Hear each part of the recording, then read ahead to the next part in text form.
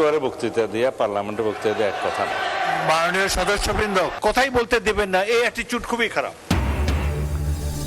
স্বরাষ্ট্রমন্ত্রীর বক্তব্য ঘিরে সংসদে হট্টগোল, উদ্বেগ প্রকাশ স্পিকারের। মক্কা নিরাপত্তা জোটে এখনই যোগ দেওয়ার সুযোগ নেই জানালেন পররাষ্ট্রমন্ত্রী। রাষ্ট্রপতির সঙ্গে সিইসির বৈঠক, সেপ্টেম্বর স্থানীয় সরকার নির্বাচনের তফসিল। বছরের শেষ দিকে হবে প্রথম ধাপের ভোট, জানালেন প্রধান নির্বাচন কমিশনার। রংপুরের ফোর মার্ডারে অভিযুক্ত মুগ্ধ সিদ্ধার্থের ডিএনএ ও ডোপ টেস্টের সিদ্ধান্ত মেলেনি ধর্ষণের আলামত, দ্রুত রহস্য উন্মোচনের দাবি জামায়াতের। এবং দেশের প্রতিরক্ষা শিল্পে আত্মনির্ভরতার নতুন দিগন্ত উন্মোচনের পথে বাংলাদেশ। চট্টগ্রামে 55 একর জমিতে গড়ে উঠছে আধুনিক সমরাস্ত্র তৈরি কারখানা।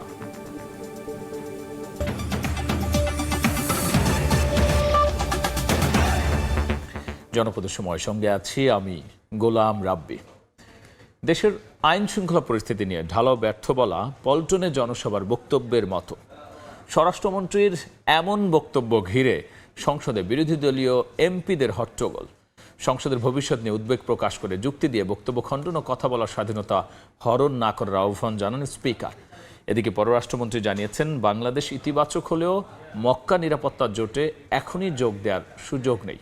নতজানু পররাষ্ট্রনীতির কবর রচনা করা হয়েছে বলেও জানিয়েছেন মন্ত্রী। আবাগ স্কোয়ারে বক্তৃতা দিয়ে পার্লামেন্টে বক্তৃতা দিয়ে এক কথা না। নির্ধারিত ত্রয়োদশ জাতীয় সংসদের তৃতীয় অধিবেশনের শুরুর সেশনেই উত্তাপ। জামায়াতের সংসদ সদস্য শফিকুল ইসলামের সম্পূরক প্রশ্নের উত্তরে স্বরাষ্ট্রমন্ত্রী সালাহউদ্দিন আহমদের এই বক্তব্যের প্রেক্ষিতে শুরু হয় বিরোধী দলীয় এমপিদের হট্টগোল। পরিস্থিতি স্বাভাবিক করতে বেগ পেতে হয় স্পিকারকে। সংসদে তো কথা বলার জায়গা, কথার মাধ্যমে যুক্তির মাধ্যমে অপর পক্ষের বক্তব্যকে খণ্ডন করা যাবে। কথা বলার স্বাধীনতা হরণ করবেন না। পরামর্শ সহিষ্ণুতা না থাকলে গণতন্ত্র ব্যর্থ হবে এই দেশে। পরে ফ্লোর পেয়ে স্বরাষ্ট্রমন্ত্রীর বক্তব্যের তীব্র সমালোচনা করেন বিরোধী দলীয় নেতা। সংসদ অধিবেশন যেদিন থেকে বসা শুরু হয়েছে সেদিন থেকেই তিনি তুচ্ছ তাচ্ছিল্য করে সবাইকে তিনি বলেছেন যে এই সংসদে তিনি শিক্ষকের ভূমিকা পালন করবেন। আমরা তার ছাত্র হওয়ার জন্য এখানে আসি নাই মাননীয় স্পিকার। সঙ্গীরা তো মনে করে, আমি নিজেও মনে করি যে এইটা কালচারাল না, এইটা পার্লামেন্টারিয়ান ফ্যাসিজম, এটা হওয়া উচিত না। গেল 6 মাসে দেশের আইন শৃঙ্খলা পরিস্থিতি নিয়ে বিরোধী দলের বিভিন্ন প্রশ্নের উত্তরে স্বরাষ্ট্রমন্ত্রী জানান, ব্যর্থতার সুনির্দিষ্ট তথ্যযুক্ত করে নোটিশ দেয়া হলে সংসদে আলোচনা করা হবে। এখানে কোথায় কি ব্যর্থতা আছে বলতে হবে, মানে স্পিকার স্পেসিফিক্যালি ঢালাও ভাবে স্বরাষ্ট্রমন্ত্রী ব্যর্থ হয়েছে বা আইন শৃঙ্খলা রক্ষাকারী বাহিনী ব্যর্থ হয়েছে বা এই সরকার আইন শৃঙ্খলা পরিস্থিতি উন্নতি হয় নাই, এগুলো পল্টনে বক্তব্য চলে। এটা সংসদে তথ্যভিত্তিক কথা বলতে হবে। যদি কোনো স্পেসিফিক ঘটনার কথা আপনারা বলেন, সেই ঘটনার প্রেক্ষিতে আমরা 300 বিধিতে বক্তব্য দিতে পারবো মানে স্পিকার। মক্কা চুক্তি এবং সরকারের পররাষ্ট্র নীতি নিয়ে সংসদ সদস্যদের প্রশ্নের উত্তরে পররাষ্ট্রমন্ত্রী ডক্টর খলিলুর রহমান জানান, ইতিবাচকভাবে দেখলেও এখনই মক্কা চুক্তিতে যুক্ত হতে পারছে না বাংলাদেশ। এই প্যাক্টটিকে ইতিবাচক হিসেবে দেখছি। এতে যোগদান করার বিষয়টি এখনো আসেনি, কারণ এটা নির্ভর করছে যারা এই প্যাক্টের সদস্য তাদের অভিপ্রায়ের উপর। তারা যদি অভিপ্রায় প্রকাশ করেন বাংলাদেশকে এই প্যাক্টে নেবার জন্য, তাহলে পরে আমরা নিশ্চয়ই সেটা ইতিবাচকভাবে বিবেচনা করব। এদিকে অধিবেশনের শুরুতেই নেপালের ট্র্যাজেডিতে শোক প্রস্তাব গ্রহণ করে সংসদ। নেপালের সাম্প্রতিক প্রাকৃতিক দুর্যোগ, ব্যাপক প্রাণহানি, ক্ষয়ক্ষতির প্রেক্ষিতে আমি শোক প্রস্তাবের জন্য অনুরোধ করছি। মুরসালিন হক জুনায়েদ, সময় সংবাদ, ঢাকা। নেপালে ভয়াবহ বন্য ভূমিধসের ঘটনায় এখনো পর্যন্ত কোনো বাংলাদেশি হতাহতের খবর পাওয়া যায়নি বলে জানিয়েছেন পররাষ্ট্রমন্ত্রী ডক্টর খলিলুর রহমান। বলেন, জীবিত অথবা মৃত কারো খবর পাওয়া গেলে তাদের ফিরিয়ে আনতে দ্রুত পদক্ষেপ নেবে সরকার। মাননীয় প্রধানমন্ত্রীর পক্ষ থেকে, বাংলাদেশের জনগণের পক্ষ থেকে নেপালে যে ভয়াবহ প্রাকৃতিক দুর্যোগ ঘটেছে সে বিষয়ে আমাদের সহমর্মিতা, আমাদের শোক জ্ঞাপন করেছি। আমরা তাদেরকে সর্বাত্মক সহযোগিতা অফার করেছি। মন্ত্রী মহোদয় আমাকে বললেন যে তারা এখনও অ্যাসেস করছেন যে কী কী ড্যামেজ হয়েছে এবং কী ধরনের সহায়তা তাদের প্রয়োজন, এবং আজকে সন্ধ্যা এবং কালকের ভিতরে তিনি বিষয়ে আমাদেরকে জানাবেন। আমরা তৈরি আছি, কোনো বাংলাদেশি এতে অ্যাফেক্টেড হয়েছেন কি না, যদি হয় তাহলে পরে আমাদেরকে যেন জানান এবং আমরা তাদের সঙ্গে সম্পূর্ণভাবে সহযোগিতা করব। বঙ্গভবনে রাষ্ট্রপতি মির্জা ফখরুল ইসলাম আলমগীরের সঙ্গে সাক্ষাৎ করেছেন প্রধান নির্বাচন কমিশনার। বৈঠকে স্থানীয় সরকার নির্বাচনের সার্বিক প্রস্তুতি এবং বিভিন্ন বিষয় নিয়ে আলোচনা হয়েছে। বিকেলে ব্রিফিং এই কথা জানিয়েছেন সিইসি। বলেন, সেপ্টেম্বরে ঘোষণা করা হবে স্থানীয় সরকার নির্বাচনের তফসিল। বছরের শেষ দিকে হবে প্রথম ধাপের ভোট। দেশের 23তম রাষ্ট্রপতি মির্জা ফখরুল ইসলাম আলমগীরের সঙ্গে প্রধান নির্বাচন কমিশনারের এটি প্রথম সাক্ষাৎ। বৃহস্পতিবার দুপুরে সিসিএএমএম নাসির উদ্দিনের নেতৃত্বে কমিশনার আব্দুর রহমান এল মাসুদ, মোহাম্মদ আনোয়ারুল ইসলাম সানাউল্লাহ সহ ইসি সচিবালয়ের ঊর্ধ্বতন কর্মকর্তারা বঙ্গভবনে যান। রাষ্ট্রপতির সঙ্গে সাক্ষাতের পর বিকেলে ব্রিফিং করে সিইসি বলেন, ত্রয়োদশ জাতীয় নির্বাচন অত্যন্ত সুন্দর ও সফল হয়েছে বলে জানিয়েছেন রাষ্ট্রপতি। সেই ধারা বজায় রেখে আসন্ন স্থানীয় সরকার নির্বাচন নিরপেক্ষ ও গ্রহণযোগ্য করতে প্রস্তুতির কথা রাষ্ট্রপতিকে জানিয়েছে কমিশন। বারবার করে উনি বলেছেন যে আপনারা একটা অত্যন্ত সুন্দর একটা নির্বাচন দিয়েছেন, খুব শান্তিপূর্ণভাবে নির্বাচনটা হয়েছে, খুব ভালোভাবে নির্বাচন হয়েছে, দেশে বিদেশে প্রশংসিত হয়েছে, এরকম একটা নির্বাচন আপনারা দিয়েছেন। আমি এটার পরে বললাম যে স্যার, আমরা তো একইভাবে স্থানীয় সরকার নির্বাচনটাও করতে চাই। স্থানীয় সরকার নির্বাচনটাও আমরা very professionally in a very credible manner আমরা করতে চাই এবং ওনার জন্য এই ব্যাপারে ওনার সহায়তা চেয়েছি আমরা। সেপ্টেম্বরেই স্থানীয় সরকার নির্বাচনের তফসিল দেওয়া হবে বলে জানান প্রধান নির্বাচন কমিশনার। পার্টিকুলারলি ওই যে ঠাকুরগাঁওয়ের জন্য আবার একটা বাই ইলেকশন আছে, ওটাও আমার 90 দিনের মধ্যে শেষ করতে হবে। এটা 90 দিনের মধ্যে শেষ করতে গেলে তাহলে এটা যাতে ক্ল্যাশ না হয়, কারণ আমার তো ইউনিয়ন পরিষদ তো ঠাকুরগাঁও আছে, যাতে ক্ল্যাশ যাতে না হয় সেটা ইনশিওর করে আগাতে হচ্ছে আমাদেরকে। তো ইন এনি কেস আমার মনে হয় আমরা এই সেপ্টেম্বরের মধ্যে একটা শিডিউল দিতে পারবো। স্থানীয় সরকার নির্বাচনে সেনাবাহিনী মোতায়েনের পরিকল্পনার কথা জানান প্রধান নির্বাচন কমিশনার। এখানেও ঢোকানোর জন্য আমরা প্রপোজালটা অলরেডি মন্ত্রণালয়ে চলে গেছে। শাহরিয়ার সৌমিক, সময় সংবাদ, ঢাকা। রাষ্ট্রীয় দায়িত্ব পালনের সম্পূর্ণ দল নিরপেক্ষভাবে কাজ করবেন বলে জানিয়েছেন রাষ্ট্রপতি মির্জা ফখরুল ইসলাম আলমগীর। সকালে বঙ্গভবনের দরবার হলে বঙ্গভবনের কর্মকর্তা ও কর্মচারীদের নিয়ে অনুষ্ঠিত রাষ্ট্রপতির প্রথম দরবারে তিনি একথা বলেন। দেশ, রাষ্ট্র, জনগণের স্বার্থই হবে তার একমাত্র লক্ষ্য বলে জানান তিনি। বঙ্গভবনের কর্মকর্তা কর্মচারীদের উদ্দেশ্যে রাষ্ট্রপতি বলেন, দেশের মানুষের প্রতি ভালোবাসা, সম্মান ও আনুগত্য রাখতে হবে। বঙ্গভবন হলো রাষ্ট্রীয় মর্যাদা ও সার্বভৌমত্বের প্রতীক। এর মর্যাদা অক্ষুণ্ণ রাখতে হবে। কর্মকর্তা কর্মচারীদের প্রতি রাষ্ট্রীয় ব্যয়ের ক্ষেত্রে সাশ্রয়ী ও দায়িত্বশীল এবং অপচয় রোধের আহ্বান জানিয়েছেন তিনি।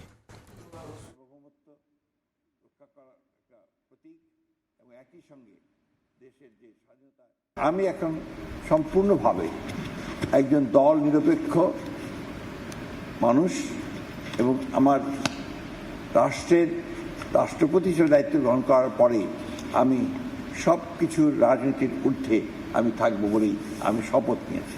আমার সামনে একটাই মূল উদ্দেশ্য, লক্ষ্য, সেটা হচ্ছে আমার দেশ, আমার রাষ্ট্র, আমার জনগণ। সকল রাষ্ট্রীয় ব্যয়ের ক্ষেত্রে আমাদেরকে সাশ্রয়ী হতে হবে এবং জনগণের অর্থ যেন অপচয় না হয় সেদিকে আমাদেরকে সব সময় সতর্ক দৃষ্টি রাখতে হবে। রংপুরে একই পরিবারের 4 জনকে শ্বাসরোধে হত্যা করেছে সিদ্ধার্থ মুগ্ধ। তবে ময়নাতদন্তের রিপোর্টে ধর্ষণের আলামত পাওয়া যায়নি। দুপুরে ব্রিফিংয়ে পুলিশ আরও জানায়, গ্রেফতার 2 জনের ডিএনএ নমুনা সংগ্রহ, ডোপ টেস্ট করা হবে। এদিকে 4 মার্ডারের প্রকৃত রহস্য উদ্ঘাটনে নিরপেক্ষ তদন্তের দাবি জানিয়েছেন জামায়াতের সেক্রেটারি জেনারেল মিয়া গোলাম পরওয়ার। রংপুর জিলা স্কুলের অবসরপ্রাপ্ত শিক্ষক গণপতি চক্রবর্তী সহ একই পরিবারের 4 জনকে হত্যাকাণ্ড নিয়ে বৃহস্পতিবার সকালে সংবাদ সম্মেলন করেন Rangpur metropolitan police commissioner Abdul মাবুদ। আসামি সিদ্ধার্থ ও মুগ্ধের জবানবন্দির তথ্য তুলে ধরে তিনি বলেন, ময়না তদন্তে 4 জনকে শ্বাসরোধে হত্যার প্রমাণ মিলেছে, তবে ধর্ষণের কোনো আলামত পাওয়া যায়নি। সকালে গণপতি স্যার ছাদে হাঁটতে এসে তাদের দেখে ফেলে ধমক দেয় এবং জোরে জোরে বলে, তোরা এত সকালে এখানে কি করিস? তখন তাদের মাথা কাজ করছিল না, তারা মান সম্মানের ভয়ে গামছা দিয়ে টান মেরে ফেলে। মুগ্ধ স্যারের স্ত্রীকে মারার পর সেই গামছা দিয়ে আবার 2 জনে একসাথে মেয়ের গলায় পেঁচায়। বাচ্চাটা সিদ্ধার্থকে দেখে বলে, সিদ্ধার্থ দাদা তুমি এখানে কেন? বাচ্চাটাকে তারা কাপড় দিয়ে গলা পেঁচিয়ে মেরে ফেলে। গ্রেফতার 2 জনের ডিএনএ নমুনা সংগ্রহ ও ডোপ টেস্ট করা হবে বলেও জানান পুলিশ কমিশনার। এদিকে দুপুরে নগরীর জামায়াতে ইসলামীর মহানগর কার্যালয়ে সংবাদ সম্মেলনে দলটির সেক্রেটারি জেনারেল মিয়া গোলাম পরওয়ার বলেন, 4 হত্যাকাণ্ড নিয়ে জনমনে ধোঁয়াশা তৈরি হয়েছে। প্রকৃত ঘটনা উদ্ঘাটনে নিরপেক্ষ তদন্তের আহ্বান জানান তিনি। এই হত্যাকাণ্ড কেন হলো এটার ধোঁয়াশা এখনো কাটছে না। এটা আমাদের উদ্বেগের বিষয় যে আমাদের মতো একটা সভ্য সমাজে আমাদের তাহলে জানমালের নিরাপত্তা কোথায়? হত্যাকাণ্ডের সাথে জড়িতদেরকে খুঁজে বের করার জন্য আমি জোর দাবি করছি। গত 22 আগস্ট রাতে রংপুর নগরীর মাছুয়াপাড়ায় নিজ বাসা থেকে শিক্ষক গণপতি চক্রবর্তী, তার স্ত্রী ও ছেলেমেয়ের মরদেহ উদ্ধার করে পুলিশ। নাজমুল ইসলাম নিশাদ, সময় সংবাদ, রংপুর। দেশের প্রতিরক্ষা শিল্প আত্মনির্ভরতার নতুন দিগন্ত উন্মোচনের পথে বাংলাদেশ। চট্টগ্রামের 55 একরের জলিল টেক্সটাইলের জায়গায় গড়ে উঠছে আধুনিক সমরাস্ত্র তৈরি কারখানা। বন্ধ হয়ে যাওয়া একটি শিল্প প্রতিষ্ঠান এবার রূপ নিচ্ছে দেশের প্রতিরক্ষা সক্ষমতা বাড়ানোর গুরুত্বপূর্ণ কেন্দ্রে। 1961 সালে 55 একর জায়গায় যাত্রা শুরু। সুতা ও কাপড় উৎপাদনের একসময় বেশ সুনাম ছিল জলিল টেক্সটাইলের। তবে দীর্ঘদিন লোকসান গুনতে গুনতে 2004 সালে পুরোপুরি বন্ধ হয়ে যায় প্রতিষ্ঠানটি। এরপর নানা প্রক্রিয়া শেষে এবার নতুন পরিচয়ে ফিরছে জলিল টেক্সটাইলের এই বিশাল জমি। জমি হস্তান্তর উপলক্ষে বৃহস্পতিবার জলিল টেক্সটাইল প্রাঙ্গণে চুক্তি সই হয় বাণিজ্য মন্ত্রণালয় ও বাংলাদেশ অর্ডিন্যান্স ফ্যাক্টরি BOF এর মধ্যে। এখানে আধুনিক সামরিক সরঞ্জাম ও সমরাস্ত্র উৎপাদনের জন্য নতুন প্লান্ট স্থাপনের পরিকল্পনা রয়েছে। সংশ্লিষ্টরা বলছেন, এই উদ্যোগ দেশের প্রতিরক্ষা শিল্পকে আরও শক্তিশালী করার পাশাপাশি সার্বভৌমত্ব সুরক্ষায় গুরুত্বপূর্ণ ভূমিকা রাখবে। একটি আধুনিক ও আত্মনির্ভরশীল প্রতিরক্ষা ব্যবস্থা গড়ে তোলার পথে একটা গুরুত্বপূর্ণ পদক্ষেপ। মিলটিকে পুনর্জীবিত করতে বিটিএমসি ও বস্ত্র ও পাট মন্ত্রণালয় PPPর আওতায় নতুন উদ্যোগ গ্রহণ করে। শুধু দেশের চাহিদা পূরণ নয়, ভবিষ্যতে উৎপাদিত সমরাস্ত্র রফতানির লক্ষ্য আছে জানিয়ে সেনাপ্রধান বলেন, এতে কয়েকগুণ বাড়বে কর্মসংস্থান। পাশাপাশি সমরাস্ত্র রফতানি থেকে আসতে পারে বৈদেশিক মুদ্রা। প্রতিরক্ষা শিল্পের উন্নয়নকে গুরুত্ব দেওয়ার কথা জানিয়ে প্রধানমন্ত্রীর প্রতিরক্ষা উপদেষ্টা বলেন, দেশের সামগ্রিক উন্নয়নের পাশাপাশি প্রতিরক্ষা সক্ষমতা বাড়ানোর উপর বিশেষ গুরুত্ব দিচ্ছে বর্তমান সরকার। আমদানি করে যুদ্ধ করা সম্ভব না, তো সেই দিক খেয়াল রেখে আমরা এগিয়ে যাচ্ছি। আমরা অনেক প্ল্যান করেছি, অন্যান্য জায়গাও আমাদের প্রয়োজন হবে। এখানে আমাদের নিজস্ব কিছু জায়গা আছে যেটা আমরা ব্যবহার করব। আমাদের নিজস্ব সক্ষমতা বৃদ্ধির পাশাপাশি এটাকে কিভাবে রপ্তানিমুখী করা যায় সেদিকে নিজেদেরকে আরো সম্পৃক্ত করা। প্রধান অতিথির বক্তব্যে বাণিজ্য মন্ত্রী বলেন, বিশ্বজুড়ে প্রতিরক্ষা শিল্প ও প্রযুক্তিতে এসেছে বৈপ্লবিক পরিবর্তন। তুলনামূলক কম খরচে ড্রোন সহ আধুনিক নানা সমরাস্ত্র তৈরির সুযোগ তৈরি হয়েছে। প্রতিরক্ষা পণ্য রফতানিতে সরকার সব ধরনের সহযোগিতা করবে বলেও জানান তিনি। আমরা চাই আমাদের সব ধরনের পণ্য বাইরের পৃথিবীতে সমাদৃত হবে। আর প্রতিরক্ষা সামগ্রী রপ্তানি এটার মেজারমেন্ট শুধু ডলার ইউরো দিয়ে হবে না। এই সক্ষমতার মানে হচ্ছে you are placing your country at a different league. একসময় সুতা তৈরির জন্য যে সুনাম ছিল, এই টেক্সটাইলের নতুন ভূমিকায়ও অত্যাধুনিক সামরিক সরঞ্জাম তৈরির মধ্য দিয়ে সমর খাতে গৌরব অর্জন করবে বলে আশা সংশ্লিষ্টদের। ফেরদৌস লিপি, সময় সংবাদ, চট্টগ্রাম। জনপদ সময় আরও থাকছে। চাহিদা মতো সার না পাওয়ার অভিযোগ কৃষকের। যশোরের ডিলারদের লাইসেন্স বাতিলের সিদ্ধান্তে তৈরি হয়েছে সংকট। দাবি ব্যবসায়ীদের, মজুদ পর্যাপ্ত বলছে কৃষি বিভাগ। চাঁপাইনবাবগঞ্জে BSF এর 6 জনকে পুশিনের চেষ্টা প্রতিহত করেছে বিজিবি। তাদের শূন্যরেখা থেকে ভারতের অভ্যন্তরে ফেরত পাঠানো হয়েছে। বিজিবি জানায়, সকালে গোমস্তাপুর উপজেলার রামদাসপুর সীমান্ত দিয়ে 6 জনকে বাংলাদেশে ঠেলে পাঠানোর চেষ্টা করে BSF সদস্যরা। বিষয়টি টের পেয়ে প্রতিহত করে বিজিবি। পরে তাদের শূন্যরেখা থেকে ভারতের অভ্যন্তরে ফেরত পাঠানো হয়। এই ঘটনায় সীমান্ত টহল জোরদার করেছে। গত 2 মাসের চাঁপাইনবাবগঞ্জের 6টি সীমান্ত দিয়ে 90 জন নারী পুরুষকে পুশিনের চেষ্টা করে BSF। দেখছেন জনপদের সময়। বাংলাদেশ সংবাদ সংস্থা বাসসের নতুন ব্যবস্থাপনা পরিচালক ও প্রধান সম্পাদক হিসেবে নিয়োগ পেয়েছেন মোহাম্মদ কাদের গনি চৌধুরী। বৃহস্পতিবার জনপ্রশাসন মন্ত্রণালয় থেকে এক প্রজ্ঞাপনে তাকে পদে চুক্তিভিত্তিক নিয়োগ দেওয়ার কথা জানানো হয়। প্রজ্ঞাপনে বলা হয়, যোগদানের তারিখ থেকে পরবর্তী 1 বছর মেয়াদে তিনি এ দায়িত্ব পালন করবেন। নিয়োগের শর্ত অনুযায়ী কাদের গনি চৌধুরীকে অন্য কোনো পেশা, ব্যবসা কিংবা সরকারি, আধা সরকারি বা বেসরকারি প্রতিষ্ঠান ও সংগঠনের সঙ্গে কর্মসম্পর্ক ত্যাগ করতে হবে। যশোরের চাহিদা মতো সার না পাওয়ার অভিযোগ কৃষকের। ডিলারদের লাইসেন্স বাতিলের সিদ্ধান্তে তৈরি হয়েছে সংকট বলে দাবি ব্যবসায়ীদের। তবে পর্যাপ্ত মজুদ আছে বলছে কৃষি বিভাগ। জুয়েল মৃধার পাঠানো তথ্য, আবুল কালাম আজাদের ছবি নিয়ে রিপোর্ট। চাহিদার তুলনায় কমেছে বরাদ্দের পরিমাণ, ফলে ভরা আমন মৌসুমে কৃষক পর্যায়ে দেখা দিয়েছে সার সংকট। নামমাত্র সার পেলেও তা কিনতে হচ্ছে বাড়তি দামে। যশোর জেলায় ইউরিয়া সারের বার্ষিক চাহিদা 87,350 metric ton, TSP 36,150 metric ton, DAP 39,660 metric ton ও এমওপি সারের চাহিদা 30,250 মেট্রিক টন। কৃষকদের অভিযোগ, ডিলার ও খুচরা বিক্রেতাদের দোকান ঘুরেও চাহিদা মতো মিলছে না ইউরিয়া, টিএসপি ও ডিএপি সার। ব্যবসায়ীদের দাবি, সরবরাহ কম থাকার পাশাপাশি খুচরা ডিলারদের লাইসেন্স বাতিলের সিদ্ধান্তে সার উত্তোলন কমিয়েছেন তারা, যার সরাসরি প্রভাব পড়েছে মাঠ পর্যায়ে। যদি এত বেশি দরকার হয় তো বাজার থেকে কিনে দাম দিয়ে কিনে আছে কেন মারোগে, 4 মণ মারোগে, সে তোমার ব্যাপার। তারপরে আবার যাই হোক হাত পায়ে ধরে 1 বস্তা টিএসপি নিয়ে আইছি।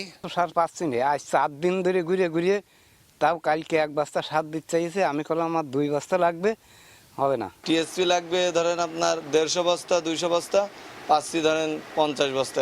সামনে যে আমার ডিলারশিপ থাকবে কিনা এটা আমি যে নিশ্চয়তা পাচ্ছি না। যারা যারা এই সঙ্গে সম্পৃক্ত আছে, হ্যাঁ, তাদের প্রত্যেকের সঙ্গে বসতে হবে। এই একমাত্র সমাধান, সবাইকে নিয়ে বসতে হবে। তবে কৃষি বিভাগের দাবি, সারের সংকট নেই, পর্যাপ্ত মজুদ রয়েছে। মাঠ পর্যায়ে যে অস্থিরতার সৃষ্টি হয়েছে সেটা নিরসনের জন্য আমাদের কর্মকর্তারা সার্বক্ষণিক মনিটরিং এর কাজ করে যাচ্ছে। আমরা কৃষকদের বলবো যে আপনারা বিচলিত হবেন না, পর্যাপ্ত সার মজুদ রয়েছে। কৃষি বিভাগের তথ্য মতে চলতি অর্থ বছরে যশোরে চাহিদার তুলনায় ইউরিয়া সারের বরাদ্দ প্রায় 22%, টিএসপি 49% এবং এমওপি সারের বরাদ্দ 15% কম নির্ধারণ করা হয়েছে। সময় সংবাদ, যশোর।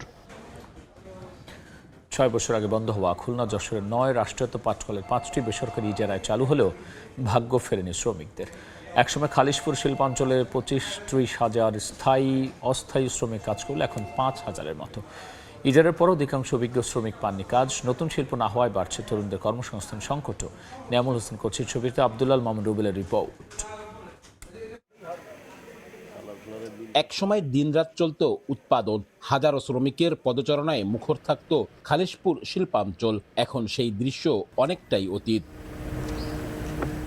ধারাবাহিক লোকসানের কারণ দেখিয়ে 2020 সালে খুলনা যশোরের 9টি রাষ্ট্রায়ত্ত পাটকল বন্ধ করে দেয় তৎকালীন সরকার। বেকার হয়ে পড়েন স্থায়ী অস্থায়ী 30,000 শ্রমিক। 3 মাসের মধ্যে মিল চালুর কথা থাকলেও পেরিয়ে গেছে 6 বছর। পরে 4টি মিল ইজারায় চালু হলেও উৎপাদন সীমিত। ইজারায় চালু হওয়া দৌলতপুর জুট মিলও চলতি বছরের ফেব্রুয়ারিতে লে অফ হয়েছে। সব মিলিয়ে কর্মসংস্থান হয়েছে মাত্র 5,000-এর মতো। অভিযোগ, ইজারার শর্তে আধুনিকায়ন ও অভিজ্ঞ শ্রমিকদের অগ্রাধিকার দেওয়ার কথা থাকলেও অধিকাংশই কাজে ফিরতে পারেননি। 15,000 লোক এখানে কর্মসংস্থান হবে, কিন্তু আপনি খুঁজেটা দেখেন গা 500 লোক কর্মসংস্থান হবে নাকি? যে টেন্ডার নিয়েছে সে বানাচ্ছে পোলট্রি খামার, সে বানাচ্ছে হাঁস মুরগি পালার খামার, কিন্তু সেই জায়গা লোক কর্মস্থান পাবে মাত্র 200-300 লোকের কর্মস্থান হবে, কিন্তু সেই লোকগুলো আনতেছে বাইরের থেকে। আমরা আশা আছি পাটকলগুলো চালু হলে আমরা আমাদের ছেলে মেয়ে নিয়ে আবার পুনরায় পূর্বের জীবন আমরা ধারণ করব। একটা মিলে ধরেন শ্রমিক কাজ করতে পারবে 3,000, কিন্তু ইজারা নিয়ে সেই মিলে দেখা যায় যে 300 শ্রমিকও কাজ করছে না। শুধু পুরনো শিল্পের কর্মসংস্থানই কমেনি, গত 1 দশকে খুলনা অঞ্চলে গড়ে ওঠেনি শ্রমঘন কোনো শিল্প প্রতিষ্ঠানও। ফলে প্রতি বছর বিশ্ববিদ্যালয় কলেজ থেকে বের হওয়া হাজারো তরুণের জন্য স্থায়ীভাবে তৈরি হচ্ছে না পর্যাপ্ত কর্মসংস্থান। মনে করেন এক জায়গায় 10 জন চাকরি অ্যাপ্লাই নিবে, আমাদের 1000 প্লাস আছে, অ্যাপ্লাই হয়ে যাচ্ছে। আমরা অনেক চাকরি বাকরি খুঁজেও পাচ্ছি না। অনেক সময় হচ্ছে কি আমাদের অন্য কাজকাম ইজি বাইক চালাইতে হচ্ছে। দক্ষিণাঞ্চলের অর্থনীতি সচল করতে হলে পুরনো মিল সচল করার পাশাপাশি নতুন বিনিয়োগ সৃষ্টি করতে হবে। জ্বালানি ও গ্যাস সংকট সহ বিনিয়োগের প্রতিবন্ধকতা দূর করে পুরনো শিল্প আধুনিকায়নের পাশাপাশি নতুন শিল্প গড়ে তোলার তাগিদ অর্থনীতিবিদদের। গ্যাসের সরবরাহটা নিশ্চিত করতে হবে এবং পাশাপাশি এই সরকারের যে ব্যবসা পরিচালনা করার জন্য অন্য যে সুযোগ সুবিধা এর মধ্যে খুলনাতে থাকাটা বাঞ্ছনীয়। ইজারায় চালু হওয়া মিলগুলোর মধ্যে রয়েছে JJI jute mill, eastern jute mill, carpeting jute mill ও দৌলতপুর জুট মিল। পাটকলের সাইরেন থেমেছে, কমেছে শ্রমিকের সংখ্যা, তবে থামেনি নতুন কর্মসংস্থানের অপেক্ষা। শিল্পনগরী খুলনার পরিচয় ধরে রাখতে বন্ধ শিল্পের জায়গায় শুধু গেট খুললেই হবে না, খুলতে হবে নতুন কর্মসংস্থানের দরজাও। আব্দুল্লাহ আল মামুন রুবেল, সময় সংবাদ, খুলনা। দেখছেন জনপদের সময়। সংকটের মধ্যে সক্ষমতার জানান দিচ্ছে বাগেরহাটের রামপাল কয়লা ভিত্তিক বিদ্যুৎ কেন্দ্র। জাতীয় গ্রিডে দৈনিক যুক্ত হচ্ছে 1200 মেগাওয়াট। চাহিদা অনুযায়ী ব্যবস্থাপনার সাফল্য বলছেন সংশ্লিষ্টরা। আলী আকবর টুটেল পাঠানোর তথ্য, আমিনুল ইসলামের ছবি নিয়ে বিস্তারিত। দেশের বিদ্যুৎ উৎপাদনে জ্বালানি সংকট, কম উৎপাদন আর লোডশেডিং সব মিলিয়ে চাপে জাতীয় গ্রিড। এমন পরিস্থিতিতে তুলনামূলক স্থিতিশীল উৎপাদন ধরে রেখেছে বাগেরহাটের রামপাল তাপবিদ্যুৎ কেন্দ্র। 1320 মেগাওয়াট সক্ষমতার এই কেন্দ্র থেকে প্রতিদিন জাতীয় গ্রিডে যোগ হচ্ছে প্রায় 1200 মেগাওয়াট বিদ্যুৎ, যা নিরবিচ্ছিন্নভাবে উৎপাদন ও সরবরাহ হচ্ছে। আমরা পরিবেশের কোনো প্রকার বিরূপ প্রতিক্রিয়া আসে না, আর আমরা এই মুহূর্তে গ্রিডের ডিমান্ড অনুযায়ী জেনারেশনে আছি এবং আমাদের প্ল্যান্ট এখন আমরা স্মুথলি রানিং করতেছি। দেশের প্রকৌশলীরাই তাপবিদ্যুৎ কেন্দ্রের উৎপাদনের সক্ষমতা রাখছে বলে জানান বিদ্যুৎ কেন্দ্রের এই কর্মকর্তা। বর্তমানে আমাদের বাংলাদেশি প্রকৌশলীদের দ্বারাই পরিচালিত হচ্ছে। এখানে ইন্ডিয়ান প্রকৌশলী যারা ছিলেন তারা আমাদের নবনিযুক্ত প্রকৌশলীদেরকে অত্যন্ত সুন্দরভাবে প্রশিক্ষণ প্রদান করেছেন এবং তারা দক্ষতা, আমাদের নিজস্ব প্রকৌশলীরা দক্ষতা অর্জন করেছেন এবং তারা এখন সক্ষম এই বিদ্যুৎ কেন্দ্র পরিচালনার জন্য। চাহিদা অনুযায়ী কয়লা আমদানি করতে পারা ও নিয়মিত ব্যবস্থাপনায় এমন সাফল্য বলছেন সংশ্লিষ্টরা। আগামী নভেম্বর পর্যন্ত কয়লার মজুদ রয়েছে বলেও জানান তাপবিদ্যুৎ কেন্দ্রের ব্যবস্থাপনা পরিচালক। যেটা সমস্যা একটু আসছিল এটাই শেষ হয়ে গেছে। আমার জেনারেশন এরকম থাকবে, আমরা এটা জেনারেশন এপ্রিল মাস থেকে করছি। আমার কয়লা এখনই নভেম্বর পর্যন্ত কোনো সমস্যা নাই। সংশ্লিষ্টরা বলছেন, বড় এই কেন্দ্রের উৎপাদন সক্ষমতা ধরে রাখা গেলে জাতীয় গ্রিডের ওপর চাপ কমানোর পাশাপাশি বাড়তি চাহিদা মোকাবিলাতেও সহায়তা করবে রামপাল। সময় সংবাদ, বাগেরহাট। জনপদের সময় শীর্ষ সংবাদ জানিয়ে দিচ্ছি আরও একবার।